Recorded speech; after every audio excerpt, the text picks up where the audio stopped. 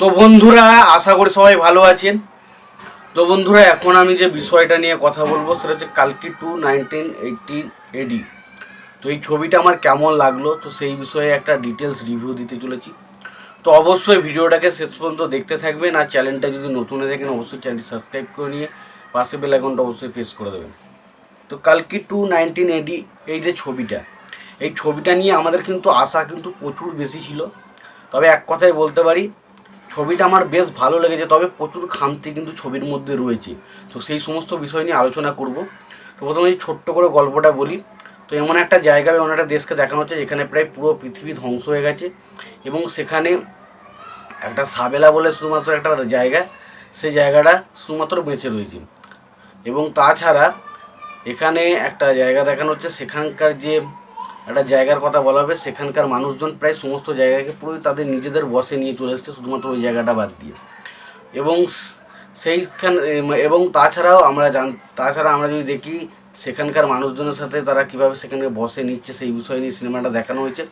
এবং তার পাশাপাশি এখানে দীপিকা পাডুকোনে, তার আমরা প্রথমেই দেখতে পেয়েছিলাম ট্রেলারে, তার পেটে একটা বাচ্চা রয়েছে, এবং সেই বাচ্চাটা আসলে কে এবং তাকে অমিতাভ বচ্চনের ক্যারেক্টারটা তাকে বাঁচানোর চেষ্টা করছে আমরা জানতে পেরেছিলাম। তো অমিতাভ বচ্চনের ক্যারেক্টারটা তাকে কি বাঁচাতে পারে, এবং অমিতাভ বচ্চনের ক্যারেক্টারটা তাকে বাঁচাতে গিয়ে কী কী ফেস করতে হয়, এবং তার পরবর্তী সময় আরও কী কী বিষয় আমাদের সামনে উঠে আসে, সেই সমস্ত বিষয় নিয়ে হচ্ছে সিনেমার বিষয়বস্তু। এর থেকে বেশি কিছু জানতে গেলে অবশ্যই আপনাকে সিনেমা হলে গিয়ে সিনেমাটা দেখতে হবে। তো সিনেমায় আমার সবথেকে যেটা প্লাস পয়েন্ট লেগেছে, সিনেমার গল্প কিন্তু বেশ ভালো। গল্পটা পুরোপুরি যে বিষয়বস্তু, এখানে যে বিষয়বস্তুটা, সেই গল্পটা বেশ ভালো। বেশ নতুনত্ব আমরা একটা গল্প পেয়েছি, যেখানে আমরা এমন একটা জগতে আমাদেরকে ঢুকানো হয়, সেটার সাথে হয়তো বাস্তবের কোনো মিল নেই, তবে আমরা যখন সেই জগৎটার মধ্যে ঢুকি, সেই জগৎটা সম্পর্কে আমরা বিশ্বাস করতে শুরু করি যে না, এরকম একটা জিনিস হতে পারে, এবং সেখানে এরকম কিছু একটা ঘটনা ঘটেছে, এবং সেখানে অনেক মানুষজন রয়েছে, তারা খুবই পাওয়ারফুল। সেই জিনিসগুলো আমরা কিন্তু বিশ্বাস করতে থাকি, যেটা কিন্তু ছবির মধ্যে দেখতে পেয়েছি। দ্বিতীয় আমার যেটা সবচেয়ে ভালো লেগেছে হচ্ছে ভিজুয়াল এফেক্ট। এই ছবির মধ্যে যে লোকেশনগুলো শ্যুট করা হয়েছে এবং তার সঙ্গে যে বিএফএক্সের কাজগুলো ব্যবহার করেন, দারুণ। মানে যখন আপনি সেই জিনিসগুলো দেখবেন, বারবার আপনার মনে হবে এটা কোনো ইন্ডিয়ান সিনেমা নয়, এটা মনে হচ্ছে কোনো হলিউড টাইপের সিনেমা। মানে হলিউড লেভেলের যে ধরনের আমরা বিএফএক্সের কাজ দেখি, বা যে ধরনের ভিজুয়ালগুলো দেখতে পাই, তো সেই জিনিসগুলো কিন্তু ছবির মধ্যে দেখানো হয়েছে দারুণভাবে। এবং সবসময় যখন আপনি ছবিটা দেখতে থাকবেন, বারবার আপনার মনের মধ্যে কিন্তু এই প্রশ্নটাই জাগবে যে এটা মনে হয় কোনো মানে ভারতীয় ছবি না, এটা মনে হচ্ছে কোনো হলিউডীয় ছবি, এরকম কিন্তু মনে হবে।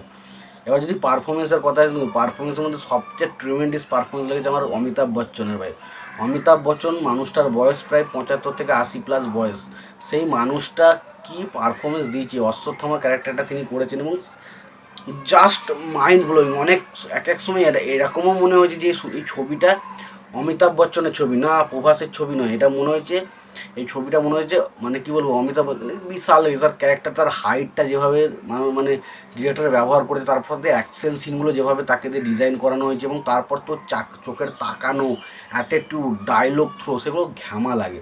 এবং স্পেশালি অমিতাভ বচ্চনকে এই ক্যারেক্টারটা দারুণ, মানে অশ্বত্থমা ক্যারেক্টারের জন্য অমিতাভ বচ্চন সেরা ছিল। তো সেটা আমার বেশ লেগেছে। এবং তার পাশাপাশি দীপিকা পাডুকোনের কাজ কিন্তু বেশ ভালো, তাকে আমরা যে ধরনের কাজ করি তার থেকে কিন্তু অনেকটা ডিফারেন্ট কাজ এই ছবিতে করেছে, যেটা দেখতে বেশ ভালো লাগে।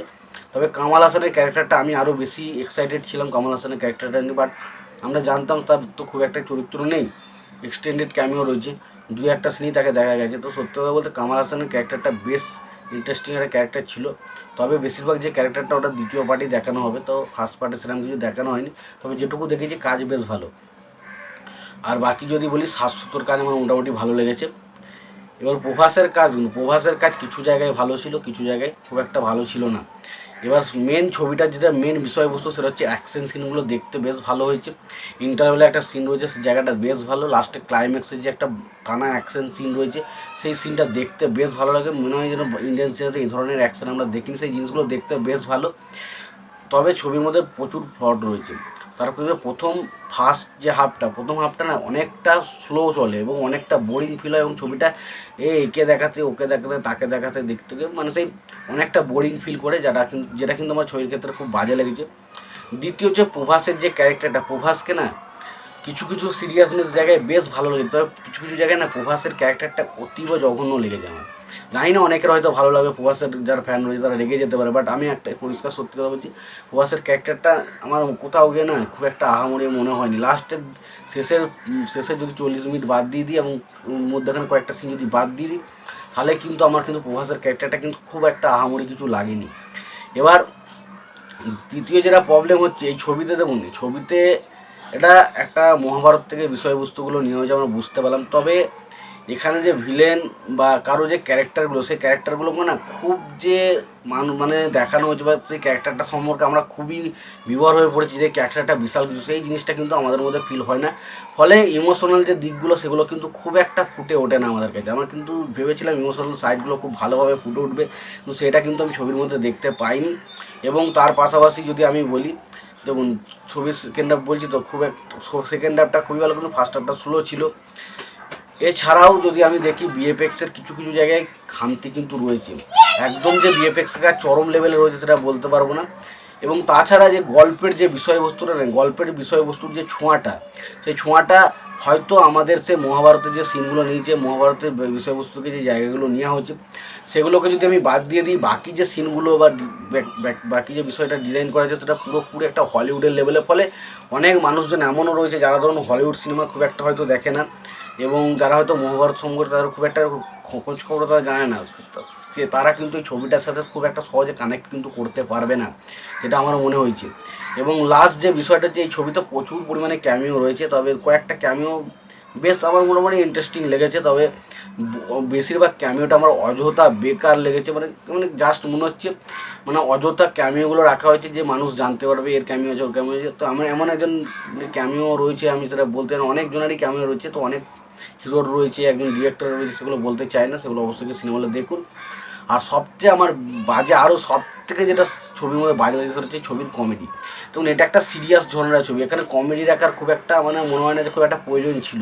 তারপরেও সেই প্রভাসকে দিয়ে আলটিমেট একটা মানে বোকা বোকা কমেডি করানো হয়েছে, যেটা কিন্তু দেখতে খুব বাজে লাগে। এবং তার পাশাপাশি দিশা পাটানের সাথে ওই জায়গাগুলো খুব একটা আমার মনে হয়নি মনোভূত হয়েছে। তো ছবিটার মধ্যে আমি বেশ কিছু ভালো দেখতে পেলেও, তবে বেশ কিছু ছবিটার মধ্যে ফ্ল কিন্তু রয়েছে, খুব কিন্তু খারাপ কিছু কিছু দিক কিন্তু রয়েছে। তবে ছবিটা যদি আপনি একটা বেশ এনজয়ফুল বা অনেক কিছু হলিউডের টাইপের কিছু জিনিস দেখতে চান, অবশ্যই দেখতে পারেন, এবং ছবিটা কিন্তু দেখে বেশ মজা লাগবে।